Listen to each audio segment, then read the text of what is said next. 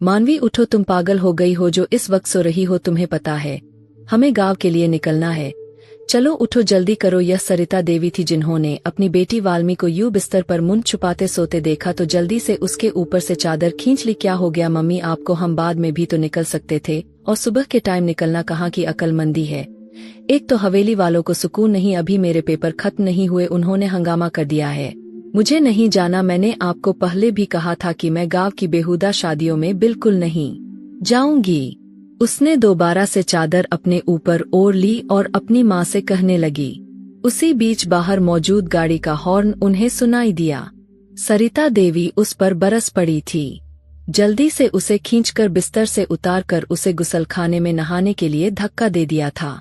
मैं तुम्हारा बाहर इंतजार करूंगी। बाहर खड़ी गाड़ी में बैठती बोली, 10 मिनट के अंदर अंदर जल्दी गाड़ी में पहुंचो। सरिता देवी ने उसे आर्डर देते हुए कहा और जल्दी बाहर की तरफ निकल गई। क्या मुसीबत है, बंदा सुबह सुबह सोए भी ना और बस गांव की सैर को निकल जाए। मम्मी भी बस अपनी जिद पर अड़ी रहती है। मुंह ही मुंह में बड़बड़ाती उसने जल्दी से हाथ मुंह धोया, बाल समेटे बाहर की तरफ निकल गई। वह खूबसूरत ऑफ वाइट कलर की लॉन्ग फ्रॉक और दुपट्टा उसने अपने सीने पर रखा हुआ था। आप कौन है? उसने अपने घर के पास खड़ी गाड़ी के साथ टेक लगाकर खड़े उस हैंडसम से नौजवान को देखा तो हैरान रह गई। जल्दी से उससे पूछ बैठी, इससे पहले कि वह नौजवान उसे जवाब देता, जिसके बाल बड़े स्टाइल से सर के कटिंग हुए थे।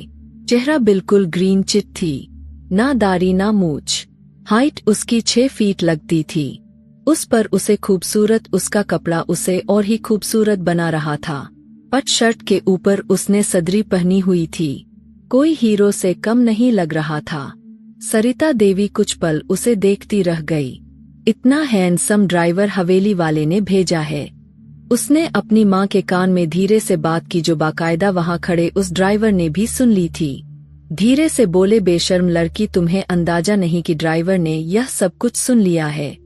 सरिता देवी ने उसे डांट दिया। सुन ले तो सुन ले, मैंने तो उसकी तारीफ ही की है। वह हैंडसम है, कोई बुराई तो नहीं की। उसने भी बुरा सा मुंह बनाते हुए अपनी माँ से कहा और शीशे से बाहर देखने लगी। जैसे जैसे गाड़ी शहर की रोड छोड़कर गांव के रोड पर दौड़ने लगी, वहां की हरियाली देखकर उसकी आंखों को अजीब सी ठंडक महसूस हुई थी। यह गांव तो काफी अच्छा है। मैं तो समझी बस यहाँ खाली रेत ही रेत होगी, लेकिन यहाँ तो काफी हरियाली है। चलो अच्छा है, वक्त बीतेगा, वरना मैंने तो सोचा था गांव की बोरिंग शादी में मेरा क्या काम। एक बार फिर उसने तेज आवाज से कहा तो ड्राइवर बेकाबू होकर हंसने लगा था। जी मैडम, हमारा गांव बहुत खूबसूरत है। शायद आपको ही कोई गलतफहमी हुई है, और यहाँ की शादियाँ भी बहुत अच्छी होती है, जैसे आपने सोच रखा है। जब उसने ड्राइवर को जवाब देते सुना तो उसके सर पर बिजली गिरी। ओहो, यह तो बोलता भी है, वरना जितना सफर कटा था उसमें तो वह चुपचाप ड्राइविंग कर रहा था और कुछ भी ना कहा। वैसे तुम्हें एक बात कहूँ, मैंने जो अभी यहाँ गाँव वाले और उनके लिए जो भी कुछ कहा है, तुम जाकर अपने वफादार मालिकों को तो बता मत देना, समझे। यह कहने पर ड्राइवर के तेवर एकदम से बदल गए थे। उसने अपनी माँ के रहते हुए ड्राइवर से एक बार फिर से एक ऐसी बात कही कि सरिता देवी सर पीट कर रह गई। ड्राइवर का जोरदार ठहाका तेज हुआ। बेफिक्र रहो मैडम, मैं किसी से कुछ भी नहीं कहूँगा। कल के जो आपने तारीफ की है वह भी नहीं पहुँचाऊंगा। ड्राइवर ने गाड़ी में मौजूद बैग शीशे से बड़ी दिलचस्पी से सरिता देवी को देखते हुए कहा तो वह हैरान हुई। मुझे तो वह लगता है वह सब कुछ बता देगा, और वहां जाते ही मेरा इम्प्रेशन जो एक पढ़ी लिखी लड़की का बना हुआ है ना, एकदम से खराब हो जाएगा। इसे क्या अब हमें रिश्वत देनी पड़ेगी चुप रहने के लिए? उसने अपनी माँ के कान में एक बार फिर से तेज आवाज में बात की तो सरिता देवी ने उसे एक चिट लगाई। तुम भगवान के लिए चुप ही रहो, वह किसी को कुछ नहीं कहेगा। तुम्हारी जुबान कैंची की तरह चलती है, यह जुबान मेरा सारा काम खराब करेगा। क्या सोचेंगे मेरी सहेलियां? कितने मानसान से आंटी मुझे अपने पोती के शादी में बुला रही है, और मेरी सहेली साधना भी मुझे कितना पसंद करती है, और तुम हो कि सारा का सारा इमेज मेरा खराब कर रही हो। सरिता देवी ने अपनी बेटी मानवी की परवरिश ऐसे ही की जो सर चढ़कर मुनफट की तरह जिसको जो चाहे कहने के लिए तैयार रहती थी। सरिता देवी के अपने ही धड़कते दिल जो उन्होंने धीरे से मानवी को समझाया, लेकिन उन दोनों की बातें वहां बैठे हैंडसम से ड्राइवर के कानों में पड़ रही थी और वह खूब हंसी मजाक कर रहा था। गाड़ी पूरे 12 घंटे के सफर तय करने के बाद एक झटके से रुकी। क्या हुआ भाई, गाड़ी खराब हो गई क्या? उसने एकदम से ड्राइवर से पूछा तो वह दरवाजा खोलकर उतरा। जी नहीं मैडम, वह देखिए सामने जो हवेली नजर आ रही है ना, वही आपकी मंजिल है, वहीं तक बस पैदल चलकर जाना है। उसने हाथ उठाकर इशारे से कहा तो मानवी ने उसके हाथ के इशारे की तरफ देखा। वहां एक ऑफ वाइट कलर की सफेद वाली हवेली अपनी पूरी शान शौकत से खड़ी उसे अपने अंदर आने की दावत देती दिखाई दी। अरे सुनो तो, तुम कहाँ जा रहे हो? ड्राइवर को बगैर सामान उठाए जाते देखा तो उसे बुलाने लगी। क्यों, क्या हुआ मैडम? अब ड्राइवर ने पलटकर उसके तरफ देखा। अपने सीने पर बाजू लपेटे उसके चेहरे पर हल्की हल्की मुस्कान बिखरी हुई नजर आने लगी। खाली हाथ अंदर क्यों जा रहे हो? हमारा सामान कौन उतारेगा? मैं इतने सारे सामान को अकेले नहीं उठा सकती, उसने बड़े रो भरे शब्दों में कहा था। देखिए आपको गलतफहमी हुई है, मैं इससे पहले कि वह अपनी बात पूरी करता सरिता देवी आगे बढ़ गई। मजबूरन उसे गाड़ी से सामान निकालकर अंदर लाना पड़ा। सरिता देवी तो कब की गाड़ी से उतरकर हवेली की तरफ चल पड़ी थी। मानवी उनके पीछे और उनके पीछे उनका ड्राइवर था जो सामान उठाए मुंह में कुछ बड़बड़ाते हुए आगे बढ़ने लगा। अरे मेरी प्यारी गुड़िया आई है। यह शायद इस घर के सबसे बड़े अंकल थे, लक्ष्मीकांत। उन्होंने आगे बढ़कर मानवी के सर पर प्यार दिया और उसके सर पर प्यार से हाथ फेरा। मानवी ने भी उनका पैर छुआ। लक्ष्मीकांत ने आगे बढ़कर मानवी को गले से लगा लिया तो वह उनके इस तरह मोहब्बत भरे अंदाज पर हैरान रह गई। नानी आंटी ठीक है आप? हमारा सफर तो बहुत अच्छा रहा, बस ड्राइवर हमारा सामान लेकर ही आ रहा है। उसने इशारा किया तो नानी आंटी और लक्ष्मीकांत अंकल ने बड़ी आश्चर्य से एक दूसरे की तरफ देखा। ड्राइवर? कौन सा ड्राइवर बेटा? हमने तो किसी ड्राइवर को नहीं भेजा था। उन्होंने बड़ी हैरानी से मानवी से पूछा तो सरिता देवी बोल पड़ी, जी आप लोगों को कोई गलतफहमी हुई है, आपने ड्राइवर ही तो भेजा था, वही तो हमें आपकी गाड़ी में लेकर यहाँ तक आया है। उन दोनों माम ने बड़ी मासूमियत से कहा तो लक्ष्मीकांत के साथ साथ वहाँ खड़ी नानी आंटी और माँ की सहेली साधना देवी जोर जोर से हंसने लगी। क्या हुआ, आप सब कैसे हंस रहे हैं? क्या मैंने कोई गलत बात कर दी? अब मानवी परेशान होकर पूछने लगी। नहीं बेटा, कुछ भी गलत नहीं हुआ, बल्कि जरा सी गलतफहमी हुई है। साधना आंटी उनकी देवरानी आगे बढ़कर उसे प्यार किया और उसे लेकर हवेली के अंदर कमरे की तरफ जाने लगी। उसने मुड़कर नमस्ते किया, देखा तो वही ड्राइवर अंदर दाखिल हो रहा था। सामान रखने लगा। अरे मदन बेटा, तुमने यह सब क्यों उठाया हुआ है? तुम ड्राइवर से कह देते। नानी आंटी की आवाज सुनते ही वह पूरी तरह उनकी तरफ मुड़ गई और सर से लेकर पैर तक सामने खड़े उस ड्राइवर को देखने लगी जिसे नानी आंटी अभी अभी मदद कहकर बुलाया था। अरे यह मदन है, इतना बड़ा हो गया है, बहुत साल पहले देखा था, पहचान ही ना सकी और मेरे घर गया भी। मैंने इससे कुछ भी ना पूछा और इसे ड्राइवर समझ बैठी। बेटा मुझे माफ कर देना, तुम्हारी आंटी से सच में ही गलतफहमी हुई है। इतने प्यारे से बेटे को मैंने ड्राइवर समझ लिया। सरिता देवी ने आगे बढ़कर मदन को ढेरों आशीर्वाद दिए और उससे माफी मांगी। मदन भी झट से नीचे झुककर उनके पैर छुए। आंटी गलती आपकी नहीं, गलती मेरी भी है। आप इतनी खूबसूरत और कम उम्र की लगी तो मुझे समझ में नहीं आया कि आपको नमस्ते करूं या पैर छूं, इसलिए मैं चुप रहा। जब तक आप दोनों ने मुझे ड्राइवर समझ लिया था तो मैंने भी उसको राज ही रखा। मुझे पता था जब आप हवेली आएंगी तो आपको हकीकत का पता चल ही जाएगा और अब सब कुछ साफ हो गया है। कोई सॉरी नहीं, बस मुझे आशीर्वाद दीजिए। मुझे आपके आशीर्वाद की जरूरत है, मैं आपके बच्चों जैसा हूँ। मदन के कंधे थपथपाए और मोहब्बत से उसकी तरफ देखा जो उनके सबसे बड़े अंकल लक्ष्मीकांत का बड़ा बेटा था। सरिता देवी से नजरें झटक कर मानवी पर जमाए जो शर्मिंदगी से पानी पानी होने लगी। बेटा कोई बात नहीं, आ जाओ। सरिता देवी तुम भी आ जाओ और मानवी तुम भी आ जाओ। तुम दोनों के लिए कमरा तैयार है।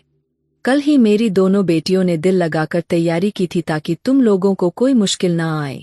साधना आंटी ने आगे बढ़कर उन दोनों को शर्मिंदगी से बचाने के लिए उनके कमरे की तरफ कदम बढ़ा दिए थे। इसलिए मैं कह रही थी तुमसे कि तुम अपना मुंह बंद करके रखा करो। लेकिन नहीं, अब क्या सोचेगा वह, बल्कि सबको बता देगा। उफ मेरे भगवान, हम क्या करेंगे। सरिता देवी अजीब परेशानी का शिकार थी। अब मुझे यह क्या पता था कि वह आस्तीन का सांप होगा। उसने अपनी जुबान से एक बार भी नहीं बोला कि वह ड्राइवर नहीं है, बल्कि इस हवेली का सबसे बड़ा वारिस मदन ठाकुर है। मानवी को भी रह रह कर अब उस पर बहुत गुस्सा आने लगा था। असल में यह सरिता देवी के मायके के पास उनकी सहेली की हवेली थी और सरिता देवी के मायके वाले भी सारे इनवाइटेड थे। इस हवेली में सरिता देवी के मम्मी पापा, भाई बहन सभी शामिल थे और इनका बेसब्री से इंतजार भी हो रहा था। यह दोनों अभी तक जाग रहे थे, अभी तक आराम नहीं किया। आंटी अंदर दाखिल हुई, उन दोनों को बातें करते देखा तो जल्दी से पूछ बैठी, नहीं ऐसी कोई बात नहीं, हमने जितना आराम करना था कर लिया। अब मैं बाहर थोड़ी देर आप सबके साथ बैठकर बातें करना चाहती हूँ। सरिता देवी ने अपना कामदार शॉल निकाला और बाहर जाने के लिए कदम बढ़ा दिए। हवेली के मेन हॉल में मेहंदी का सारा रस्म लगाया गया था और सजावट की जा रही थी। मानवी ने वहां लड़कियों वाले कमरे में जाने के लिए कदम बढ़ा दिए। उसे आंटी ने ही बताया था कि वहां उसकी सारी गांव की सहेलियों की लड़कियां हैं, हंसी जाक मस्ती हो रही है। तुम्हें भी अगर वहां जाना है तो चली जाओ। नमस्ते। उसने अंदर आते ही झिझकते हुए नमस्ते किया तो सबकी नजरें उस पर उठी थी। नमस्ते, सब ने साथ जवाब दिया। हे भगवान, सच्ची मानवी दीदी आप कितनी प्यारी है। आंटी की सबसे छोटी बेटी अक्षरा थी जिसने आगे बढ़कर उसे गले से लगाया, तो वह उसके इस तरह रिएक्ट करने पर खुश होने के साथ साथ हैरान रह गई। अरे मानवी को अंदर तो आने दो, यह किसी को पहचानती नहीं है, पहले पहचान तो करवा लो, उसके बाद तुम अपनी मोहब्बत जता लेना। यह दीपाली थी जिसकी शादी में यह सब लोग इकट्ठे हुए थे। बल्कि ठीक कह रही है आप, मैं किसी को भी यहाँ नहीं जानती हूँ। आप सब अपना अपना इंट्रोडक्शन करवाओ ना। उसने झिझकते हुए उन सब से कहा तो वहाँ मौजूद सारी की सारी लड़कियाँ अपना अपना पहचान कराने लगी। आप सबसे मिलकर खुशी हुई। उन्होंने अपने आप की पहचान करवाई तो मानवी ने बारी बारी सबसे हाथ मिलाया और वही बैठ गई। बैठते हुए उन सब से कहा तो वह सब खुश होकर उसे देखने लगे। वैसे हमें तो लगा था कि आप यहाँ शादी में नहीं आएंगी, क्योंकि मैंने सुना है कि शहर के अक्सर लोग गांव की शादियों को गंवारपन कहते हैं। मुझे उम्मीद नहीं थी कि आप आएंगी। यह दर्पण थी जिसने उसे देखकर थोड़ा गुस्से से कहा, नहीं ऐसी भी कोई बात नहीं। उसे लगा कि शायद मदन ने उसकी सारी बातें इन लोगों से बता दी है, तभी दर्पण ने उसे इस तरह की बात की। ऐसी कोई बात नहीं, मुझे तो गांव की शादियां देखने का बहुत शौक है। बहुत सी रस्में ऐसी है जो मुझे बड़ी चाहत है देखने की, इसलिए मैं यहाँ आ गई हूँ तो सारे रस्में भी देख लूंगी। उसने अपनी तरफ से बात बनाई और फिर बारी बारी सबको देखने लगी। उन सबके चेहरे पर बड़ी सादगी थी। फिलहाल दर्पण उसे घूर घूर कर देख रही थी। लड़कियों आ जाओ, यहाँ क्यों बैठी हो, जल्दी से हॉल में आओ और कुछ शादी का हंगामा तो शुरू करो, सजावट हो रही है। दर्पण तुम सजावट को देख लो और बाकी तुम लोग आ जाओ, नीचे ढोल बजाओ ताकि लगे कि आज मेहंदी की रस्म है। आंटी ने अंदर आते ही उन सब से कहा तो वे लोग सब उठकर खड़ी हुई। मानवी तुम भी आ जाओ ना, मेहंदी लगाएंगे। तुम्हें मेहंदी लगाने का शौक है ना, कनक ने उससे कहा तो वह मुस्कुरा कर रह गई। मैंने सुना है शहर की लड़कियों को पत्तों की मेहंदी अच्छी नहीं लगती, वह सब आर्टिफिशियल लगाते हैं। हम ठहरे देसी लोग तो हमें पत्तों की मेहंदी अच्छी लगती है। ऐसा नहीं। दर्पण ने एक बार फिर से उसे यूं कहा तो उसे देखकर चुप रह गई। यह लड़की उसके पीछे क्यों पड़ गई थी? नहीं, ऐसा कुछ नहीं है। मुझे मेहंदी पसंद है और मैं अक्सर वहां लगाती रहती हूँ। किसी ने गलत अफवाह फैलाई है। उसने मुस्कुराकर उसकी बात का जवाब दिया तो वह मुंह बनाकर वहां से चली आई। रुको, मानवी यह अन्या थी जो इस घर की सबसे बड़ी और शादीशुदा लड़की थी। जी कहिए अन्या दीदी, उसने बड़ी प्यार से जवाब दिया। तुम दर्पण की बातों का बुरा मत मानना, वह ऐसे ही है, तुम उसकी बात को नजरअंदाज करना। उन्होंने मानवी का उतरा हुआ चेहरा देखकर पहचान लिया था कि वह दर्पण की बातों से डिस्टर्ब हो रही थी। कोई बात नहीं अन्या दीदी, मैं समझती हूँ, शायद उसे मेरा यहाँ आना पसंद नहीं आ रहा। मानवी ने कंधे उचकाई। कुछ नहीं होता, चलो आ जाओ, हम बाहर बैठकर मेहंदी के गीत गाते हैं, बहुत मजा आएगा, तुम भी बहुत एंजॉय करोगी, याद करोगी इस गांव की शादी को। उन्होंने उसका हाथ पकड़ा, उसे करीब खींचते हुए हॉल में ले आई। वह जैसे ही हॉल में पहुंची तो वहां उसकी नजर सामने पड़ी जो स्टूल पर चढ़कर हॉल में फूलों की लड़ियों की सजावट कर रही थी। वैसे तो वहां लाइटों की सजावट हो चुकी थी, लेकिन यह फूलों की सजावट कर रही थी। उसके कदम वहीं रुक गए। आओ ना मानवी बेटा, क्यों वहीं खड़ी हो गई हो, आ जाओ, चलो जल्दी से यहाँ बैठो, सबके साथ तुम हमारी मेहमान हो और मेहमानों का ख्याल रखना हमारा कर्तव्य है। आंटी ने उसे वहीं खड़े होते देखा तो उसे आवाज देकर बुलाया। आंटी की आवाज सुनकर वृद्ध दर्पण भी वहां चौखट के पास खड़ी मानवी को देखा और मुस्कुराते हुए सर झटक कर फूलों से हल्दी के रस्म के लिए शेर सजाने में बिजी हो गई। बहुत खूबसूरत हो। तो मानवी वे जो वहां बैठी लड़कियों के भीड़ में बजने वाले ढोलक की थाप पर तालियां बजाने में बिजी थी कि एकदम से उसके बराबर में कोई धड़ाम से आकर बैठा और उसके कान में धीरे से बात की तो वह उछल पड़ी, कौन हो तुम और यहाँ मेरे बराबर में आकर क्यों बैठ गए हो। वह भी लड़कियों के भीड़ में वह अकेला लड़का कोटपट में उसके बराबर में आकर बैठा तो वह गुस्से से उससे कहने लगी, हरी तुम फिर पहुँच गए हो, मेरी बेटियों को तंग करने के लिए तुम्हें मना भी किया था कि उसे तंग मत करना, वह घबरा जाएगी थी। बड़ी आंटी ने अपने छोटे बेटे हरी का नाम लेकर कहा तो मानवी हैरानी से उसे देखकर हंस पड़ी थी। हरी यह तुम हो, इतने बड़े हो गए हो, ऊपर से मुझे डरा भी रहे हो मेरे पास बैठकर के। उसने हंसते हुए एक चिट उसके कमर पर मारा। मैं आपको याद तो हूँ, वरना मानवी दीदी आपने तो मुझे भुला ही देना था। हरी भी उसकी बात पर हंस पड़ा। कृपा है, कोई तो याद है मुझे, वरना जब से यहाँ आई हूँ ऐसा लगता है जैसे नए सिरे से सबसे मिल रही हूँ, सबको भूल बैठी हूँ। दर्पण ने अपना दुपट्टा ठीक करते हुए एक बार फिर से गुस्से से मुस्कुराई तो वह हंसते हंसते उसके चेहरे पर हंसी गायब हो गई और वे उदासी से दर्पण को देखने लगी। मदन ने जैसे ही मुड़कर मानवी की तरफ देखा तो उसके चेहरे पर खुशी और गम का खूबसूरत मंजर देखने को मिला था। वह उसको देखकर गुस्सा हो गया था। अरे मदन, जरा ध्यान से कहीं और बिजी हो और पाव कहीं और रख रहे हो, इस स्टूल से कहीं मैं गिर ही ना जाऊं और शादी में एंजॉय ही ना कर सकूं और अपने कमरे में ही बैठी रहूं, इसलिए जरा अपनी नजरें संभाल लो, ध्यान से स्टूल से नीचे पधारिए। हरी ने अपने सबसे बड़े कजन मदन की चोरी पकड़ते हुए कहा तो वह खंजर होकर इधर उधर देखने लगा। मिस दर्पण, तुम्हें शादी में काम से फुर्सत नहीं मिल रही, जाओ जाओ अपना हुलिया ठीक कर लो। हरी की बातों का तोपों का मुंह अब दर्पण की तरफ हो गया था। दीदी आप कब से जॉब करती है, हमें बताया तक नहीं। अक्षरा ने अफसोस से उसकी तरफ देखा।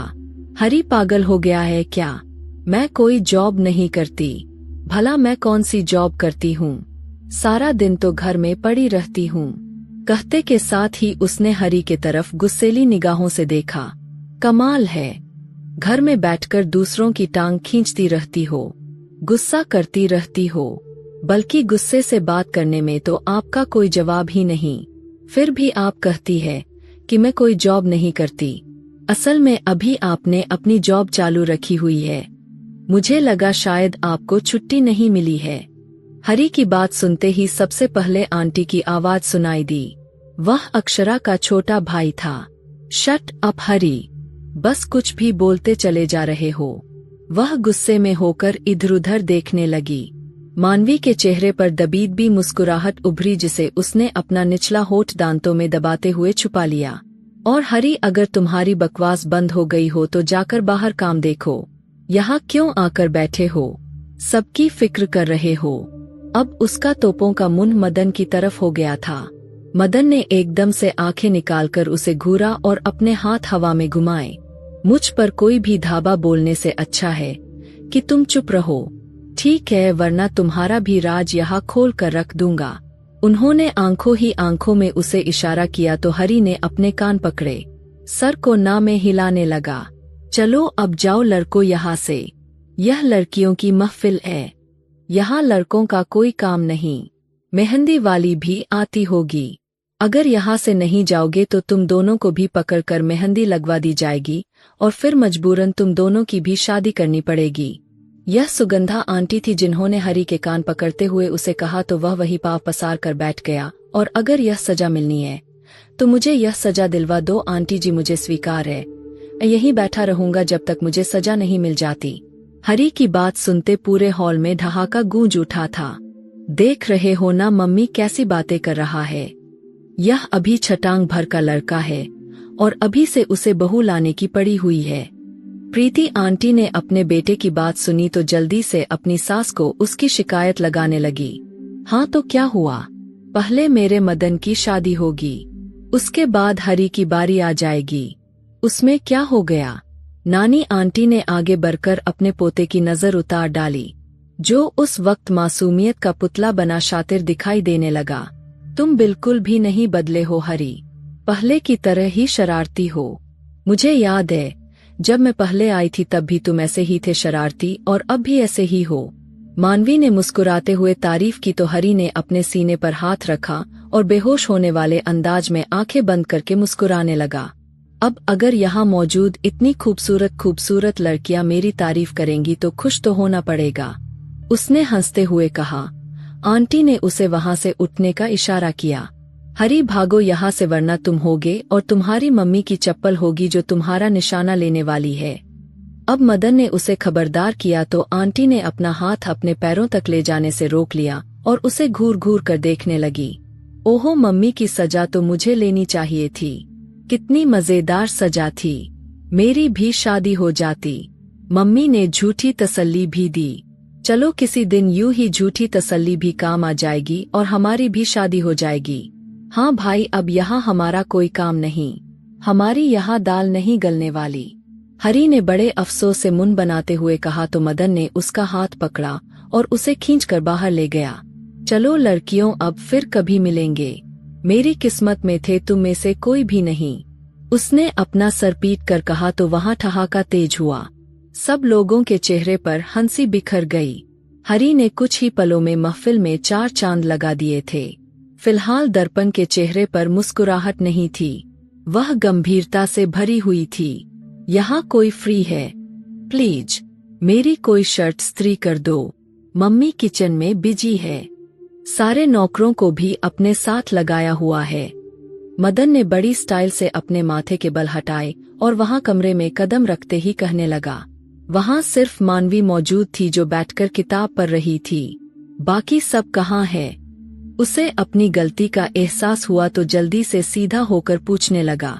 जी सब मेरी माँ के साथ शादी की तैयारी में बिजी है, लाइए मैं कर देती हूँ, मैं वैसे भी फ्री हूँ।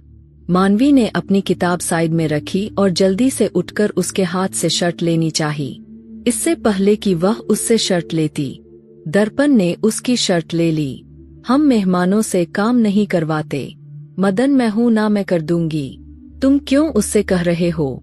यह मेहमान है, कल को हमारी शिकायत ना कर दे। नहीं ऐसी कोई बात नहीं, मैं अपने घर में भी काम करती रहती हूँ, यहाँ हवेली की तरह वहाँ नौकर चाकर नहीं है। मानवी को बेहद बुरा लगा। दर्पण के दिमाग में क्या चल रहा था वह अंदाजा नहीं लगा सकी थी। इट्स ओके, दर्पण ठीक कहती है, आप हमारी मेहमान हैं, दर्पण है ना, मेरा काम कर देगी। कहते के साथ वह कमरे से निकल गया और वह दर्पण के व्यवहार के बारे में सोचती रह गई। छींटदार गाउन में वह बहुत प्यारी लग रही थी। उसने अपने बाल खुले छोड़ रखे थे, हाथों में उसी रंग की चूड़ियां पहन रखी थी। धीरे धीरे सीढ़ियां उतरने लगी। वहां नौकरानी को हॉल में खड़ा समझता। मदन जैसे ही मुड़ा तो सामने से उतरती मानवी को देखकर एक पल के लिए ठहर सा गया। हे भगवान, उसके होठ खुद ब खुद हिलने लगे तो उसे अपनी बेखुदी पर बहुत हैरानी हुई। मदन बेटा जरा इधर आना। इससे पहले कि वह उसे नजर भर कर देख लेता, सीढ़ियों के पास से उसे अपनी माँ की आवाज सुनाई दी तो वह जल्दी से सीढ़ियां चढ़कर उनके पास जाने लगा। इस बीच सीढ़ियां उतरती मालवी का दुपट्टा उसके पाँव में फंसा और वह गिरते गिरते बची। तुम ठीक हो ना? मदन ने ऐन वक्त पर उसे थाम लिया था, वरना वह बुरी तरह से सीढ़ियों से गिर जाती। ओहो हो! पास से गुजरते हनी ने जब मदन को मानवी को थामते देखा तो सीटी मारकर आंख दबाई। क्या बदतमीजी है! मदन ने एकदम से मानवी के हाथ छोड़कर हरी की तरफ देखा। अरे वाह, यह तो बड़ी रोमांटिक सीन हो गया था। हरी ने मानवी के मौजूदगी में मदन के कान में कहा, जिसे मानवी ने खूब अच्छे से सुन लिया था। मैं चलती हूँ। उसका दिल एकदम से जोर से धड़का और वह बहाना बनाकर वहां से निकल आई। क्या है हरी, कभी तो सीरियस हो जाया करो। मदन ने उसके कान पकड़े तो वह हंसने लगा। आप हो तो मुझे सीरियस होने की क्या जरूरत पड़ी है? उसने एकदम से मदन को कहा तो वह उसे घूर कर रह गया। मतलब क्या है तुम्हारा? उसने सीने पर बाजू लपेटे हुए कहा। अरे सीधा और साफ साफ मतलब यही है कि अब आप अनजान बनना चाहते हैं तो और बात है। हरी ने मानवी की तरफ देखकर कहा। ऐसा कुछ भी नहीं है। मदन ने हरी की कान खींचे। हरी ने हंसते हुए जुबान दांतों तले दबाया। भैया मैं जाऊं तुम और तुम्हारा काम। मदन ने एकदम से गुस्से से उसे कहा और वहां से चला गया। आप जितना भी खुद से छुपा लीजिए, आपकी आंखों में साफ तौर पर दिखाई दे रहा है, जिसे सिर्फ मैं ही जानता हूँ। हरी ने मुस्कुराकर कंधे उचका दिए। यार मुझे शादी काफी बोरिंग लग रही है। मेहंदी की रात खत्म होते ही हॉल में मौजूद हरी ने अक्षरा के कान में धीरे से बात की। अच्छा तो इस बोरिंग को दिलचस्पी कैसे बनाया जाए? अक्षरा ने उसे देखकर पूछा। मेरे दिमाग में एक आइडिया है, कहते के साथ ही उसने कुछ झुककर अक्षरा के कान में कहा था, तो वह भी मुस्कुरा दी। ठीक है, फिर करते हैं, बहुत मजा। उसने मुस्कुराते हुए आंख दबाई। मानवी दीदी, आप हम सबके लिए चाय बना दोगी? मेहमान है मानवी, उसे क्यों कह रही हो? नहीं कोई बात नहीं आंटी, मैं बना देती हूँ। वह जो शादी के रस्म को बहुत एंजॉय कर रही थी। हरी की इच्छा सुनी तो एकदम से खड़ी हो गई और जरा अच्छी सी और कड़कदार चाय बनाना। क्यों मदन भाई, मैं ठीक कह रहा हूँ ना? उसे एकदम से पास बैठे मदन से बात की तो वह घूर कर उसे देखने लगा। अब आएगा मजा। अक्षरा तुम देखना, बहुत अच्छा सा रोमांटिक सीन देखने को मिलेगा। उसने एक बार फिर से अक्षरा के कान में बात की थी। मदन भाई अपना मोबाइल देना, तो मुझे अपने दोस्त को फोन करना है। मेरी फोन की बैटरी खत्म हो गई है। हरी ने एक बार फिर से इच्छा की। मेरा फोन कहाँ गया? मदन ने एकदम से अपने जेब टटोले तो वहाँ फोन नहीं था। बेटा मैंने तुम्हारा फोन किचन में देखा था, बड़ी आंटी ने अपने बेटे से कहा तो वह बगैर कुछ भी सोचे समझे किचन की तरफ बढ़ गया था। मानवी ने दूसरे तरफ किचन में से जैसे ही चाय का बर्तन गैस पर रखा तो एकदम से चीख मारकर उछल पड़ी थी। मदन दरवाजे से अंदर दाखिल हो रहा था। मदन के सीने से जा लगी। वह बुरी तरह से रो रही थी। क्या हुआ? तुम रो क्यों रही हो? मदन ने देखा। उसने उसकी शर्ट को मुट्ठियों में भी लिया था। वह वहां पर चूल्हे के पास चिपक ली है, बल्कि उसका पूरा खानदान है। वह बुरी तरह से रो रही थी। अच्छा आप रोना तो बंद करिए, मैं देख लेता हूँ। लेकिन उससे बिल्कुल चिपक कर खड़ी उसके सीने में मुंह छुपाए बुरी तरह से कांप रही थी। क्या हुआ बेटा, तुम रो क्यों रही हो? और तुम्हारी चीख सुनाई दी है। क्या हुआ मदन? बड़ी आंटी ने अचानक से अंदर आकर उन दोनों को इस तरह देखा। जल्दी से पूछ बैठी। कुछ नहीं मम्मी, बस छिपकली देख ली थी तो मानवी रोए जा रही है। मदन ने अपनी मम्मी को यह सब बातें बताई और जल्दी से मानवी के कान में धीरे से बात की। मानवी मुझे छोड़ो, यहाँ सब आ गए हैं। आप मुझे छोड़ोगी तो मैं देखूंगा ना। छिपकली कहाँ है? उसकी बात सुनकर वह एकदम से उससे अलग हुई और बड़ी आंटी के पास जाकर खड़ी हो गई। देखा, मैंने तुम्हें कहा था ना, बहुत बोरिंग शादी लग रही है। देखा कितना रोमांटिक सीन था। हरी ने आंख मारी। अक्षरा से कहा तो वह हंस पड़ी। मान गई तुम्हें भाई हरी, यह जरूर तुम्हारा काम लग रहा है। मदन ने अब आगे बढ़कर नकली छिपकलियों को उठाकर अपने हाथ पर रखा तो मानवी एक बार फिर से बड़ी आंटी के पीछे छुप गई और हरी का ठहाका तेज हुआ। नकली है तो उसमें इतना डरने की क्या बात है? बेकार में इतनी झीक मारी, फालतू का सीन क्रिएट हुआ। दर्पण ने आगे बढ़कर मदन के हाथ से नकली छिपकली लेकर हाथ में लहराई तो मानवी उसे देखकर हैरान रह गई। ना जाने क्यों वह उसके खिलाफ इतना जहर उगलती थी। ओके कोई बात नहीं, मानवी को फोबिया हो गया होगा। मदन ने मानवी की साइड ली तो दर्पण को आग सी लग गई। तुम अजीब हो, कहते हो कि मुझे बहादुर और निडर लड़कियां पसंद है, लेकिन अब क्या हो गया है तुमको? मानवी की साइड ले रहे हो? मानवी के जाते ही उसने मदन से कहा। उस वक्त वहां किचन में वह दोनों मौजूद थे। तुम पता नहीं बात का क्यों बतंगड़ बना देती हो? ऐसा कुछ भी नहीं है, वह डर रही थी, बस इतनी सी बात है। कहते के साथ ही आगे बढ़ गया और दर्पण की सोच पर अफसोस करने लगा। मानवी, मैं तुम्हें अपने मकसद में कामयाब नहीं होने दूंगी।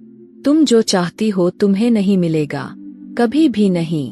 दर्पण ने दिल ही दिल में मानवी से कहते हुए एक वादा किया। आप ठीक है ना? वह आंगन में रखी कुर्सियों पर बैठी नजर आई और बाहर खाली जगह में घूरती हुई दिखाई दी। जी मैं ठीक हूँ, कहते के साथ ही वह वहां से जाने के लिए उठी थी तो मदन ने उसकी कलाई पकड़ ली और आंखों में हैरानी लिए उसे देखने लगी। बैठ जाओ, मुझे तुमसे कुछ बात करनी है। वह चुपचाप उसके कहने पर वहां बैठ गई। तुम दर्पण की बातों को इग्नोर किया करो, वह ऐसे ही है, थोड़ी कड़वी मिजाज की है, लेकिन दिल की बुरी नहीं है। वह दर्पण की साइड लेने लगा। कोई बात नहीं, मुझे किसी की बातों से कोई फर्क नहीं पड़ता। उसने एकदम से अपना मुंह मोड़ लिया। तुम नाराज हो? मैं भला किसी से क्यों नाराज होने लगी? उसने मुंह फुलाकर मदन की तरफ देखा तो उसकी हंसी छूट गई। लग रहा है तुम उससे जल रही हो और कुछ भी नहीं, लेकिन मैंने किया ही क्या है?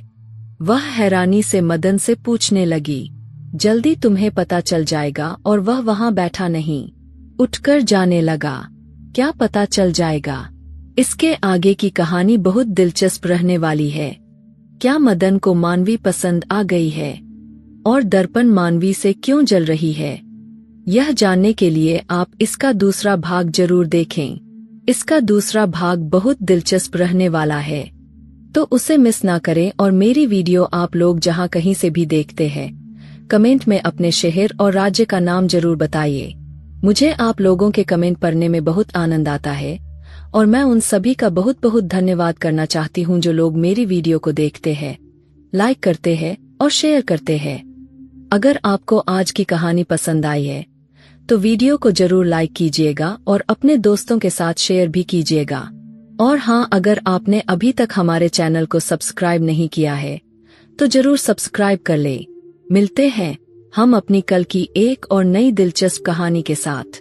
मुझ पर सदा अपना प्यार और स्नेह बनाए रखें। सभी को मेरा प्यार भरा नमस्कार दोस्तों।